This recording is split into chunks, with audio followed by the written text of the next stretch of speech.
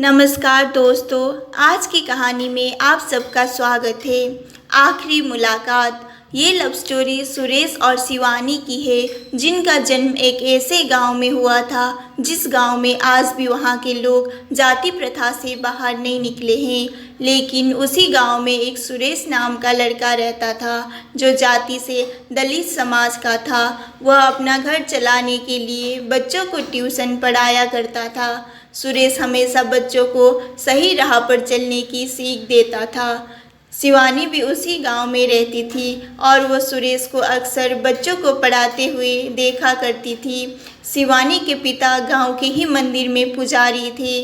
शिवानी रोज़ सुबह मंदिर में पूजा करने जाया करती थी। सुरेश मंदिर के रास्ते से ही बच्चों को पढ़ाने जाया करता था। अक्सर दोनों एक दूसरे को देखकर नज़रें झुका लिया करते थे। सुरेश गांव के बच्चों को बरगद के पेड़ के नीचे पढ़ाया करता था। कभी कभी शिवानी भी उस जगह आ जाती थी। सुरेश शिवानी को मना भी करता था कि तुम यहाँ पे मत आया करो। अगर तुम्हारे पिता ने देख लिया तो बहुत बड़ी समस्या खड़ी हो जाएगी। गांव में अक्सर जाति धर्म के कारण बहसबाजी हुआ करती थी और सुरेश इन लड़ाई झगड़ों से दूर रहता था। सुरेश शिवानी को बचपन से ही जानता था और वह ये भी जानता था कि शिवानी बहुत जिद्दी है। सुरेश के मना करने के बाद भी शिवानी उस जगह बरगद के पेड़ के पास आ जाया करती थी। एक दिन गांव के एक व्यक्ति ने शिवानी को सुरेश से बात करते हुए देख लिया। फिर उसने सारी बात शिवानी के पिता को जाकर बता दिया। पिता ने अगले दिन शिवानी से कहा, तुम जल्दी से तैयार हो जाओ, तुम्हें देखने लड़के वाले आ रहे हैं। ये बात सुनकर शिवानी हैरान थी कि अचानक से उनके पिता ने ये निर्णय कैसे ले लिया। अगले दिन शिवानी उसी बरगद के पेड़ के पास जाती है जहां सुरेश बच्चों को पढ़ा रहा होता है। शिवानी ने सुरेश से कहा, पापा ने मेरे लिए लड़का देखा है, मेरी शादी होने वाली है। सुरेश, ये तो अच्छी बात है शिवानी, लेकिन मुझे शादी नहीं करनी है, मुझे यहीं रहना है इसी गांव में। सुरेश, क्यों, ऐसा क्या है इस गांव में जो तुम यहाँ से नहीं जाना चाहती हो? शिवानी, क्योंकि इस गांव में पापा है और तुम हो। इतना कहकर शिवानी वहाँ से चली जाती है। सुरेश अब समझ चुका था कि शिवानी भी उसे पसंद करती है। सुरेश के दिल में भी शिवानी के लिए प्यार था, लेकिन उसने कभी भी अपने दिल की बात शिवानी को नहीं बताया। सुरेश ने गांव की जातिवाद समस्या की वजह से अपने प्यार को दिल में ही दबाए रखा था। लेकिन जब शिवानी ने उससे कहा कि उसकी शादी होने वाली है, तब सुरेश के दिल की धड़कनें तेज हो गई थी। लेकिन उस समय सुरेश ने शिवानी के सामने ऐसे बात किया मानो जैसे कि उसे कोई फर्क ही नहीं पड़ता हो। अब दोनों के दिल में एक दूसरे के लिए प्यार था। उन्हें समझ में नहीं आ रहा था कि अपने प्यार का इजहार कैसे करें। इधर शिवानी का रिश्ता तय हो गया था। अगले ही महीने उसकी शादी होने वाली थी। 2 सप्ताह से सुरेश ने शिवानी को नहीं देखा था। किसी ने बताया कि उसका रिश्ता तय होने के कारण अब वह घर से बाहर नहीं निकलती।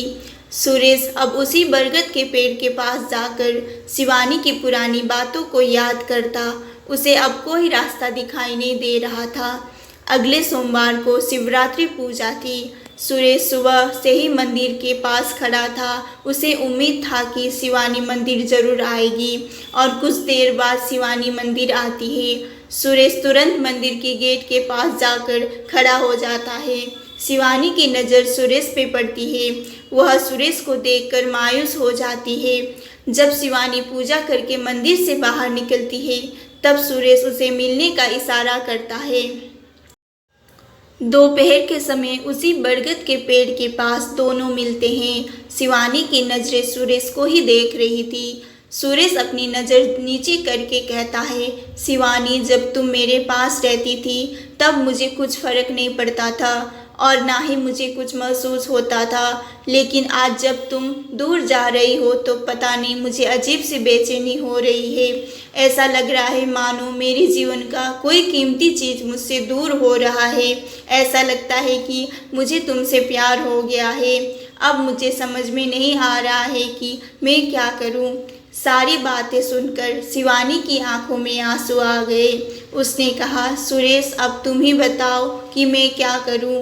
मैं भी तुम्हें बहुत चाहती हूं, लेकिन कभी तुम्हें बता नहीं पाई। अब मैं कैसे रहूंगी तुम्हारे बिना, मुझे तो कुछ भी समझ में नहीं आ रहा है।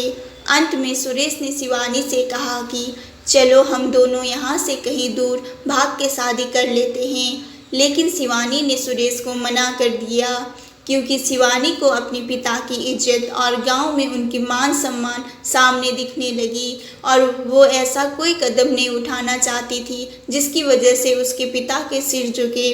शिवानी ने सुरेश से कहा कि अगर मैं इस गांव से भागती हूँ तो मेरे पिता का क्या होगा, वह तो किसी से नज़र नहीं मिला पाएंगे, इसीलिए मैं भागकर शादी नहीं कर सकती।